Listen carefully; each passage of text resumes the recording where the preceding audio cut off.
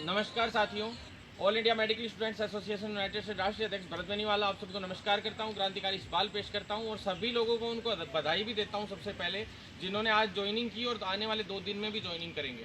साथियों, काफ़ी साथी लोग ये चिंतित हैं कि भाई 3 दिन में ज्वाइनिंग कैसे हो पाएगी, तो उनका सबसे पहला मैं समाधान ये कर देता हूँ कि 3 दिन की ज्वाइनिंग तो आप कीजिए, उसके बाद देखते हैं। अभी उसके लिए हमारी 1-2 दिन में मीटिंग हो जाएगी, उसके बाद हम बाकी की चीज़ें आप लोगों के सामने क्लियर कर देंगे कि भाई आगे ज्वाइनिंग का किस हिसाब से और बाकी क्या प्रोसेस रहेगी। तो साथियों, 3 दिन में जितने ज़्यादा लोग ज्वाइन कर सकते हैं वो ज्वाइन करें। इसमें सबसे बड़ा मुद्दा, फर्स्ट मुद्दा तो ये आ रहा है कि ज़्यादातर जो CHO में सेलेक्ट हुए साथी, जो चयनित अभ्यर्थी हैं, जो ज्वाइनिंग करने जा रहे हैं, उनको काफ़ी कुछ लोगों को ये इशू आ रहा है कि भी हमें होम डिस्ट्रिक्ट नहीं मिला। तो साथियों, उसके लिए आज हमारी अभी PD सर से MD सर से बात हो गई है। कोई चिंता की बात नहीं है आप लोगों को, ये कोई स्थायी वो नहीं है पोस्टिंग, ये एक तरीके से टेम्पररी टाइप से पोस्टिंग है।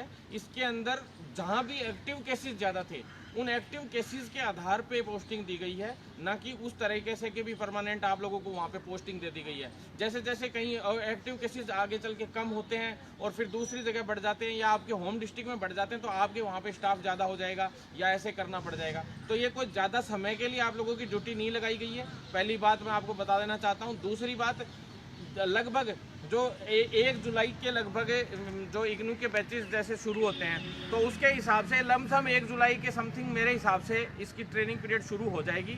1 से 2 महीने लगभग कोविड में ड्यूटी शायद करनी पड़ सकती है। मेरे को लगता नहीं है कि 2 महीने से ऊपर इसमें ड्यूटी करनी पड़ेगी। साथियों, आपको कोशिश यही रहेगी कि 1.5 महीने ही करना पड़े या 2 महीने या 1 महीने, जितनी कम टाइम पीरियड। हम तो ऊपर वाले से यही विनती करेंगे कि कोविड निपट जाए जल्दी से, वो ज़्यादा बेटर है। तो साथियों, आप लोग ज़्यादातर लोग चिंतित हैं कि भाई इसमें ये दिक्कत है, ज़्यादातर की तो सर्वे में ही ड्यूटी रहेगी। जो एक आम स्टूडेंट्स जिनकी अभी ड्यूटियां लगा रखी हैं सर्वे के अंदर, जितने भी कॉलेजेस के नर्सिंग स्टूडेंट्स हैं, पैरामेडिकल के स्टूडेंट हैं या अदर स्टूडेंट्स हैं, सबकी ड्यूटियां अभी अलग अलग जगह पे लगा रखी हैं। उनको बेचारों को कोई भी अभी तक कोई पैसा नहीं मिल रहा है। मुकुल शर्मा जी से उसके लिए भी हम लोग मिले, PHS साहब से मिले, अखिल अरोड़ा जी से भी मिले, मंत्री जी तक भी हमने बात पहुंचा दी। तो उन छात्रों को भी कुछ ना कुछ मिले, ऐसा हमने रख रखा है। तो उनको जब आज आप लोग ये CHO के लिए, CCH के लिए अभी तैयारी करेंगे, ब्रिज कोर्स और ट्रेनिंग शुरू होने वाली है, तो वो 6 महीने का टाइम पीरियड है आप लोगों का। उस 6 महीने के अंदर 3.5 महीने का होता है थ्योरिकल और 1.5 महीने का है क्लिनिकल। एक तरीके से लगभग इतना ही होता है शायद। ये हमारे साथ आज आसाराम जी हैं और श्रीकेश भाई हैं, जो अभी CHO हैं। ये अभी यूपी में CHO थे और अभी आज वहाँ से रिलीव होके यहाँ भी ज्वाइन करने का है। और आप यूपी में बागपत से है ना, तो वहाँ से अभी ये लोग रिलीव होके आए हैं और राजस्थान में आज होम डिस्ट्रिक्ट के लिए इन लोगों ने लगाया है। तो मैं इन साथियों के लिए भी जो CCH कर रहे हैं, कर चुके हैं, उन लोगों के लिए भी एक बड़ी इन्फॉर्मेशन आप लोगों को कर देना चाहता हूँ। हम लोगों की आज बात हो गई है, आसाराम जी और श्रीकेश जी दोनों साथ गए थे, हम लोग मिल भी लिए हैं, सभी लोग, सारी बात हो गई है। साफ की भी CCH के जो साथी हैं उनको डायरेक्ट ज्वाइनिंग मिलेगी और उनके 25,000 रुपये सैलरी रहेगी स्टार्टिंग में और इंसेंटिव अलग रहेगा। इंसेंटिव की भी प्रोसेस आपको बता देंगे श्रीकेश जी और आसाराम जी। अभी आपको सारी डिटेल्स आज आप लोगों से शेयर मैं कर देता हूं, क्योंकि कई लोग ये कह रहे हैं कि भी CHO में कोई कह रहा है 7900 रुपये। तो साथियों, 7900 रुपये की बात तो ऐसी है कि स्टूडेंट टाइमिंग में आप लोगों को एक तरीके से सैलरी दी जा रही है। ये ट्रेनिंग पीरियड ही चल रहा है एक तरीके से, आप ये मान के चलो, और ज़्यादा लंबी कोई ड्यूटी ये चलनी नहीं है। लास्ट एंड फाइनल तो 3 महीने की बोली गई है इन लोगों के द्वारा कि 3 महीने से ऊपर ड्यूटी लगभग हम लोग नहीं करवाएंगे किसी से भी, आज तय हो गया ये। और जो UTB है, एक तीर से हमने 2 शिकार किए साथियों। आज आपको मैं क्लियर बात बता देना चाहता हूँ, UTB को भी हमने आज दे दिया है मुकुल शर्मा जी को लेटर, और उन्होंने कह भी दिया है कि भी UTB पे अब और हम लोग नहीं लेंगे, क्योंकि CHO जब हमने उपलब्ध करा दी है तो UTB पे लेने की जरूरत कहाँ है। तो सरकार अब UTB पे नहीं लेगी, अब आगे कोई भी भर्ती नहीं निकलेगी। जो पहले निकाली गई थी उनको भी निरस्त कर दी जाएगी सभी जगह पे। तो साथियों, एक तीर से ये 2 शिकार हो गए हैं। अब UTB का सिस्टम खत्म एक तरीके से, ताकि स्टाफ मिल ही गया है। तो अब आगे कोई मेरिट और बोनस अंक की चलो डिमांड करे, लेकिन मेरिट की डिमांड कोई करने वाले गिने चुने लोग बच सकते हैं, इसके अलावा कोई नहीं बचेगा साथियों। और ज़्यादातर UTB पे जो लगे हुए 3-3 महीने के लिए काम भी किया, उनको लगभग शायद ये लोग खुद ही कह रहे हैं कि हम लोग तो 3 महीने के लिए लिया है उन लोगों को, गिनी चुनी जगह पे लिए भी है। तो साथियों, उनको ना तो ऐसा कुछ नहीं है कि हमने उनके लिए बोला हो कुछ, लेकिन उन लोगों के लिए खुद ही सरकार यूँ कह रही है कि हमने सिर्फ 3 माह के लिए उन लोगों के लिए लिया है साथियों। फिर ज्वाइनिंग प्रोसेस की मैं आपको बता देना चाहता हूँ, है ना।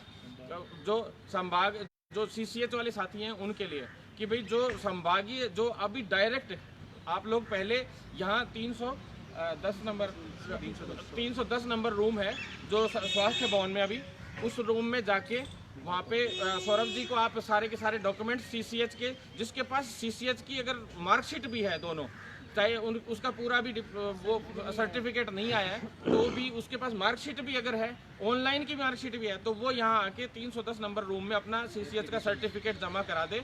जिनका सिलेक्शन हुआ है, चयनित सूची में अभी नाम है, तो वो आके जमा करा दे, उनको सीधी ज्वाइनिंग मिलेगी और अपना होम डिस्ट्रिक्ट वगैरह जो बता दे उसके हिसाब से उनको अलॉट हो जाएंगे अभी, और उनके पास मैसेज भेज दिया जाएगा, है ना। और थोड़ा सा CCH वाले के बारे में आप बता दीजिए जी।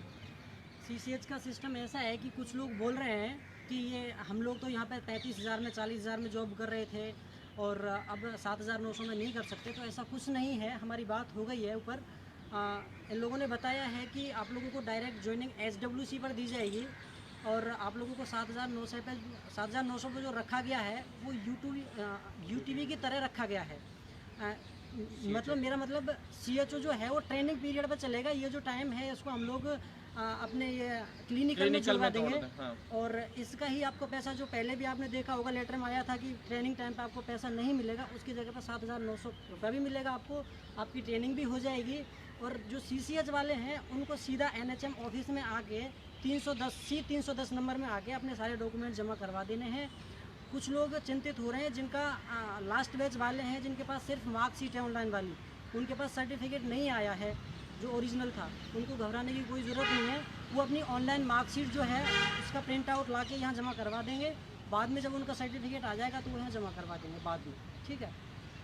और इसके बाद में थोड़ा आसाराम जी आप साथियों देखो, जिस प्रकार से कई देखो, एक पहली प्रॉब्लम तो मैंने बता दी होम डिस्ट्रिक्ट वाली, जो कई लोग कह रहे हैं हमें, जैसे करौली के काफी लोगों को राजसमंद मिल गया, कई साथियों को जैसलमेर मिल गया जो आउट ऑफ स्टेट के थे ज्यादातर उनको, या इस प्रकार से कुछ हुआ। तो जैसे जहाँ पे ज्यादा एक्टिव केसेस थे मैंने आपको समझा दिया कि जहाँ उसके हिसाब से वहाँ पे कोविड में ड्यूटी लगा दी, और ये जैसे ही ये खत्म होगा, जैसे कोविड का कम होता जाएगा उसके अकॉर्डिंग उन लोगों के डिस्ट्रिक्ट अगर आगे कोशिश होंगे तो एप्लीकेशन लगा के आप लोग भविष्य में चेंज भी करा सकते हैं, और वैसे वर्कलोड भी कम हो जाएगा। ज्यादातर के सर्वे में ही ड्यूटी रहेगी, ये मान लीजिए।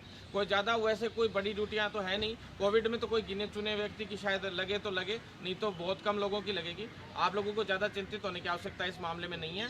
प्लस और एक जो काफी लोगों के जो नंबर नहीं आ पाए इसमें, जो काफी लोग थे जिनके अच्छे से मतलब मार्क्स 10-15 लोगों की ऐसी शिकायतें आई थी कि हमारे अच्छे मार्क्स थे, उसके बावजूद भी हम लोगों को अभी तक उसमें हमारा लिस्ट में नाम नहीं है। तो उन लोगों वो लोग लगा रहे हैं अभी सूची में, और इसके लिए हमने साफ आग्रह किया है सरकार से भी और PD साहब से भी। PD साहब ने बोल दिया है कि सभी के लिए जो सूची है वो एक तरीके से पूरी की पूरी परसेंटेज और उनके मार्क्स के साथ पूरी की पूरी डाली जाएगी, जिससे किसी को ये संशय नहीं रहे आने अभी कुछ ही टाइम में कि भाई उनके जो मतलब वो सूची डाली जाएगी और उसमें उनकी परसेंटेज और मार्क्स सबके दिखाए जाएंगे, दर्शित किए जाएंगे। तो आपको चिंतित होने की उसमें आवश्यकता नहीं है। दूसरी सबसे बड़ी बात, जो कुछ एक लोग पॉजिटिव हैं जो पूरे प्रदेश में जैसे या कहीं से भी जो जाके ज्वाइन कर रहे हैं और वो पॉजिटिव आए हुए हैं, काफ़ी ऐसे केसेस आए हैं 8-10 लोगों के जो पॉजिटिव हैं और वो ज्वाइन नहीं कर सकते 3 दिन में। तो इस प्रकार के साथियों के लिए मैं आपको बता दूं कि एक साथियों ये वीडियो ज़रूर शेयर करना, क्योंकि बहुत ही ज़रूरी चीज़ें हैं, ये शेयर करनी ज़रूरी है, क्योंकि कई लोग बेचारे परेशान हो रहे हैं। उनको परेशानी नहीं हो, इसके लिए आप लोगों को कोई परेशानी नहीं हो, इसके लिए मैं बताना चाहता हूँ कि जो पॉजिटिव आ गए थे उन पॉजिटिव वाले साथियों को मेल भेजना है। एक तो NHM PD साहब के पास यानी NHM विभाग के पास मेल भेजनी है। दूसरा जो संभागीय आयुक्त और CMHO है उन तीनों के पास आप लोग मेल भेज दीजिए। मेनली तो CMHO को और संभागीय आयुक्त को आप भेजना ही है, प्लस यहाँ पे NHM के ऑफिस में PD के साहब के यहाँ मेल भेज दीजिए, जिससे जो शिकायत है उसमें लिख दीजिए कि भाई मैं पॉजिटिव आ गया था। उसके बाद जैसे ही उसका क्वारंटाइन पीरियड खत्म हो जाएगा तब आप अपना डॉक्यूमेंट्स लेके वहाँ पे और अपनी नेगेटिव रिपोर्ट RT-PCR टेस्ट करवा के फिर उसकी रिपोर्ट ले जाके और सीधा आप ज्वाइन कर सकते हैं जैसे ही आप नेगेटिव आ जाएं। लेकिन ये 14 दिन का टाइम पीरियड ही है, तो उसके हिसाब से आप लोग जोड़ के और जैसे ही वो जांच हुई थी उसके अकॉर्डिंग जल्द से जल्द आप ज्वाइन करने का प्रयास करें। और जो लेडीज जैसे जो बहनें जिनको प्रेगनेंसी चल रही है या जो मतलब अभी एक आध महीना ही बचा हुआ है या 15 दिन बचे हुए हैं, तो वो एक बार के लिए जाके ज्वाइन करते हैं और फिर अपना जो मेडिकल है और जो जिस तरह से भी वो लगा के वहाँ पे जो संभागीय, सबसे पहले मैं बता देता हूँ, ज़्यादातर लोग कहाँ जा रहे हैं, डिस्ट्रिक्टों में जा रहे हैं। तो कुछ एक लोग तो डिस्ट्रिक्टों में नहीं जाना, आपको संभागीय आयुक्त जो हैं, जो डिस्ट्रिक्ट जिस संभाग के अंडर में आता है, जैसे मान लो चित्तौड़ है तो वो उदयपुर संभाग के आ गया, जैसे अलवर है तो जयपुर संभाग के अंडर में आ गया। तो ऐसे जो संभाग के अंडर में आता है उसके संभागीय आयुक्त ऑफिस जो है वहाँ जाके आप लोगों को ज्वाइन करना है। फिर वहाँ से ज्वाइन करने के बाद आप लोगों को जो भी डिस्ट्रिक्ट्स हैं जितने भी, उन डिस्ट्रिक्ट्स में आप लोगों को भेज दिया जाएगा। उसी हिसाब से सीएमएचओ के पास वो ऑर्डर करके वहाँ सीएमएचओ के लिए लेटर भेज देंगे आपके साथ। तो आप लोगों को वहाँ फिर जाके आगे की प्रोसेस करनी है। तो आप लोगों को बिल्कुल चिंतित होने की आवश्यकता नहीं है। और जो प्रेगनेंसी वाले मैटर था कि भाई उन जिनको ऐसी प्रॉब्लम आ रही है तो वो अपनी मेल सभी बाद में वहाँ तीनों जगह पे भी भेज सकते हैं, जो NHM MD और इसके हिसाब से CMHO और इनके हिसाब से आप लोग मेल कर सकते हैं अपनी जो भी हो आयुक्त को, और आप लोगों को इस प्रकार की कोई समस्या नहीं होगी। लेकिन जो प्रेगनेंसी या कोई भी ज़्यादा थोड़ा बहुत भी बीमार है तो वो एक बार जाके ज्वाइन जरूर करें। और जो पॉजिटिव वाले हैं वो 14 दिन बाद क्वारंटाइन के बाद RT-PCR टेस्ट करवा के और उसके बाद अपने ज्वाइनिंग कर लें, तो कोई दिक्कत नहीं आएगी किसी प्रकार की। सब अपने अपने आयुक्त को भी एप्लीकेशन दे दें कि मैं पॉजिटिव हूँ और ऐसे ऐसे 14 दिन तक। और फिर CCH वाले जितने भी साथी हैं वो डायरेक्ट यहीं NHM आके 2 दिन और टाइम है आप लोगों के पास, डायरेक्ट यहाँ पे ज्वाइनिंग होकर आप लोगों को 25,000 अभी से शुरुआत से जिनका CCH हो रखा है उनको डायरेक्ट 25,000 प्लस इंसेंटिव जो सैलरी है वो मिलेगी। तो आपको चिंतित होने की बिल्कुल आवश्यकता नहीं है। और जो ये हमारे CHO भाई हैं आसाराम जी, ये आपको बताएंगे कि CHO क्या चीज़ है। कुछ लोग भ्रमित कर रहे हैं, कुछ लोग ऐसे बोल देते हैं। CHO रियल में है क्या चीज़, एज ए जूनियर डॉक्टर, साथ ही डॉक्टर साहब बोलते हैं उनको गाँव में, और उसकी क्या इज्जत है वो आप पूछ लीजिए एक बार आसाराम जी से। CHO के बारे में इतना बताना चाहूँगा कि CHO 15 इंडिकेटर पे काम करता है, जिसमें सारे वर्क आ जाते हैं। ग्रामीण बेस में जो हेल्थ स्टेटस है उनको प्रमोट किया जाता है, जिसमें OPD भी समाहित है और कुछ NCD की जो सारी चीज़ें होती हैं, जैसे हेल्थ चेकअप होते हैं 30+ वालों के हर साल, वो सारी चीज़ें मेंशन होते हैं। इम्यूनाइजेशन भी एक इसका पार्ट होता है। उसी प्रकार जो मीटिंग्स होती है, जो सरपंच या प्रधान होता है उसके साथ में जो सामंजस्य होता है, ग्रामीण स्तर के सैनिटेशन के लिए सारी चीज़ें मैनेज करनी होती है। तो एक अच्छा कैडर है, आगे इसका प्रमोशन भी होता है और फ्यूचर में सबसे अच्छा परमानेंट कैडर बनेगा फ्यूचर में।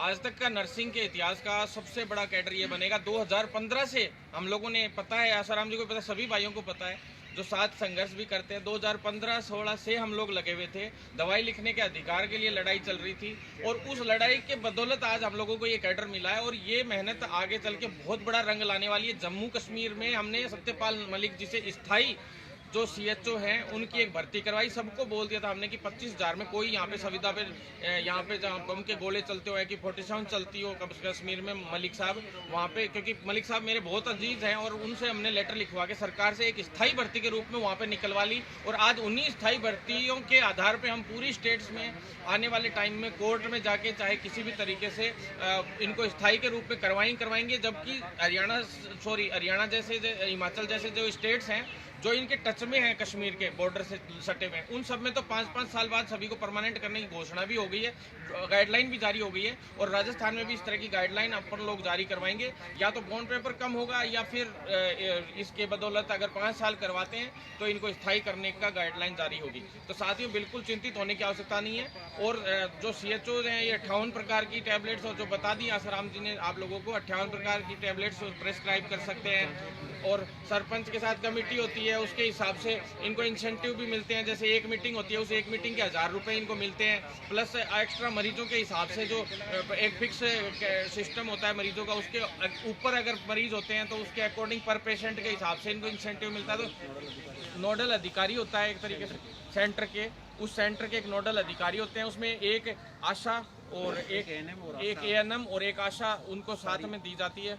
और ज़्यादातर MO के साथ डायरेक्ट इनका पैचअप के साथ पूरा काम होता है। तो साथियों ये तो हो गया CHO के बारे में। अब एक इस महत्वपूर्ण सूचना और महत्वपूर्ण संघर्ष जो है पैरामेडिकल भर्ती के लिए मैं आपको बता देना चाहता हूँ। अब के बाद जितने भी वीडियोज आएंगे, जहाँ तक सीएचओ की सारी समस्याओं का हमने समाधान कर ही लिया है, गिनी चुनी चीज़ें बची हैं वो करते रहेंगे। लेकिन अब जितने भी वीडियोज आएंगे साथियों, पैरामेडिकल की भर्ती के लिए आएंगे। मैं आपको क्लियर बता देना चाहता हूँ, अब सिर्फ पैरामेडिकल भर्ती के लिए मैं मेरी पूरी जान झोंक दूंगा, और इस 15 दिन के अंदर अंदर हमें पैरामेडिकल भर्तियों का भी पूरी तरह से, जैसे सीएचओ का खेल खत्म किया, जो बेमतलब के जो ये फर्जी नेताजी जबरदस्ती घुसने के प्रयास कर रहे थे, वो सारा सिस्टम क्लोज हो गया है। सबको पता लग गया है कि वो कितना झूठा है और कितना नहीं है। सब उसकी पोस्टें भी देख ली आप लोगों ने, वो पोस्ट में हर एक चीज़ में फर्जी चीज़ उसने डाली सीएचओ की। लास्ट के 2-3 दिन में वो बधाई लेने के चक्कर में था, लेकिन उसका कुछ नहीं हो पाया और उसकी कोई औकात नहीं है, ये सबको पता चल गया। अब साथियों, पैरामेडिकल की जितनी भर्तियाँ उसमें ईसीजी, एलटी और आरटी तीनों की, खास करके सबसे पहले ईसीजी की हमारी सूची डलवाने की बात थी। हमने आज सुबह हरिप्रसाद शर्मा जी से नहीं मिल पाए थे, लेकिन उसके बाद हमने एमएलए साहब हैं, मैं नाम नहीं बोलना चाहूँगा अभी उनका, उनसे हमने फ़ोन करवा के हरिप्रसाद शर्मा जी से टाइम लिया। उन्होंने कहा केवल एक जना आएगा मिलने के लिए, तो मैं चला गया था साथियों, मिल के आ गए हम। आज हमारी बात हो गई है। हम अखिल अरोड़ा जी से तो आज नहीं मिल पाए, हम लोग एनएचएम एमडी साहब से और इनसे मुकुल जी से सभी से मिल लिए, और साथ में ये मुकुल जी से इस पैरामेडिकल की भर्ती के लिए, और इन्होंने भी यही बोला था कि एक ही बंदा मिलेगा मुझसे, तो मैंने एक जने ने मिला, और जो हरिप्रसाद शर्मा जी हैं उनसे भी हमारी बात हो गई है। बिल्कुल चिंतित होने की आवश्यकता नहीं है पैरामेडिकल वाले साथियों को कि भाई इन्होंने क्या है, इतने दिन से कोर्ट का जो मैटर है इसकी वजह से बार बार अटका हुआ था। अब एजी साहब थे सिंघवी जी, वो इस केस में आ गए थे, आप सभी को पता है। अपन लोगों ने, जो मुकुल शर्मा जी को भी धन्यवाद दूंगा कि उन्होंने दबाव बनू के उनको सिंघवी जी को और इन लोगों ने मिलके, सभी ने अपन लोगों का प्रेशर सभी को मिला के सिंघवी जी को इसमें वकील पैरवी के तौर पे लाए। उसमें केस भी लगभग उड़ा दिए थे, एक केस बचा था, लेकिन अब 2 केस हो गए हैं, और वो 17 तारीख की डेट है, आप सभी को पता ही है। कल मेरे साथ पैरामेडिकल के काफ़ी साथी थे, ब्रिजमोहन भाई भी थे, भवानी भाई भी थे, ये अदर जो डॉक्टर साहब भी थे, जो रामनिवास जी, ये काफ़ी लोग थे। कल कम से कम 15 से 20 लोग हम लोग थे। हरिप्रसाद शर्मा जी के घर भी गए थे सभी साथी लोग मेरे साथ। तो कल हम लोग मिलना नहीं हो पाया था हरिप्रसाद जी से, क्योंकि वो इवनिंग में कहीं गए हुए थे, तो वो थे नहीं घर पे, उस घर पे वो मिल भी नहीं रहे हैं किसी से। पर आज हमारा मिलना हो गया, और साफ उन्होंने कह दिया है कि भाई इस जो पैरामेडिकल की भर्ती है इसके अंदर बहुत जल्द हम लोग इसमें समाधान करेंगे। मैंने कहा कि ईसीजी में कोई केस ही नहीं चल रहा, तो आप इसको क्यों नहीं लिस्ट जारी कर रहे हो। पहले उनका कहना था कि आरटी का हम पहले जारी करना चाहते थे। हाँ साथियों, एक बार एलटी का बोलता हूँ, फिर एक महत्वपूर्ण सूचना और देनी है जो नर्सिंग वाले साथी हैं उनके लिए भी। तो मैं आप लोगों को एक बार ये बता देना चाहता हूँ कि भाई जो जितने भी साथी हैं, जितने भी जो पैरामेडिकल के साथी हैं, उनको सूचना के तौर पे ये बताना चाहता हूँ कि पहले अब ईसीजी की करवाने का प्रयास कर रहे हैं हम, और आरटी की जो पहले ये कोशिश कर रहे थे कि जैसे एलटी की, हमने मुकुल जी को ये भी कहा और प्रसाद शर्मा जी को भी ये कहा कि जैसे एलटी और आरटी की जो मेन ऊपर की लिस्ट है, कम से कम वो निकाल दीजिए एक बार के लिए। जैसे एलटी की निकालिए, वैसे ही आरटी की जैसे 700-800 लोग जो भी जितने एक बार आप लोगों से हो सके, उन लोगों की लिस्ट प्लस ईसीजी की लिस्ट निकाल दीजिए। तो ये हो सकता है, क्योंकि अभी सख्त आवश्यकता है सरकार को, और अब ऐसे वक्त में अगर आप लोग कर्मचारी नहीं देंगे तो शायद आने वाले वक्त में बहुत बड़ा नुकसान होगा। और आप लोगों से एक चीज़ और कहना चाहता हूँ, किसी राजनीतिज्ञ को, किसी पॉलिटिशियन टाइप बेरोजगार नेताओं को अपने यहाँ एंटर मत करने दो, जैसे सीएचओ में मैंने नहीं करने दिया। और मात्र 6 महीने में हमने राजस्थान के इतिहास की ऐसी भर्ती, जो सबसे बड़ी भर्ती है इस बम्पर भर्ती इस सत्र की,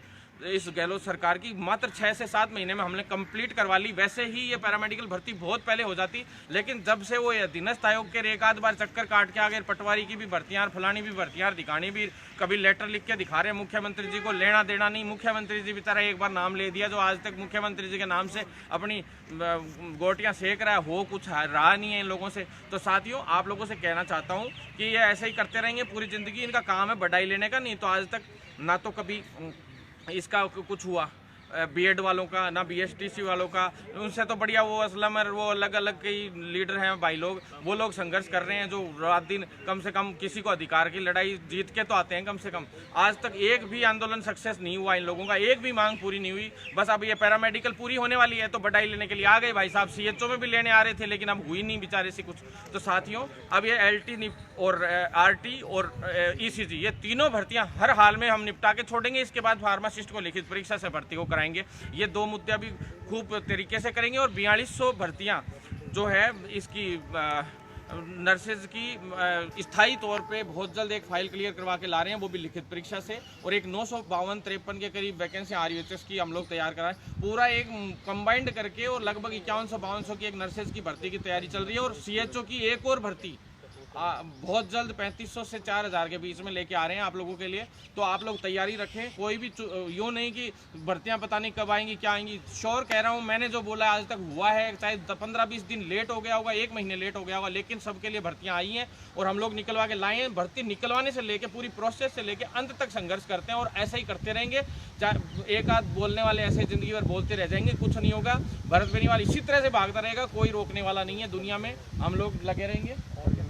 एक कल नर्सेज डे है साथियों, सभी को एडवांस में सभी को इंटरनेशनल नर्सेज डे के हिसाब से 12 तारीख अभियान ट्विटर अभियान है यार, ट्विटर अभियान नर्स वाला है, एम्स नर्सेज का कल ट्विटर अभियान है साथियों। उन सभी छोटे भाइयों का आप लोग साथ दें और ज़्यादा से ज़्यादा ट्वीट करें, जिससे सभी लोगों तक एक पॉजिटिव मैसेज नर्सेज फील्ड का जाए और यूनिटी का पता चले। और 80-20 जैसे एक काले कानून को तुरंत प्रभाव से केंद्र सरकार निरस्त करे, इसके लिए एक बड़ी आवाज़ उठाई जाएगी। आपसे निवेदन है हाथ जोड़ के कि जिस तरह से इन सभी मुद्दों में हम जीतते आए हैं, उस तरह से इस SC20 के मुद्दे में भी अब अंतिम पड़ाव में चल रहा है, ये जीतेंगे। कोर्ट में भी हम जीतने वाले हैं, लगभग जीत तय हो चुकी है। एंडिंग पे तारीखें चल रही हैं 1-2। हम लोग अभी ज़्यादा ओपन नहीं कर रहे हैं उन चीज़ों को, क्योंकि ओपन करते ही राजनीतियाँ होने लग जाती हैं। पहले भी हमने तारीखें ओपन की और हमारा क्या प्रोसेस चल रहा है ये बता दिया। उसकी वजह से हमारा जो 80-20 का इशू था वो कुछ राजनीतिज्ञ बड़े नर्सेज नेताओं ने बिगाड़ के छोड़ दिया।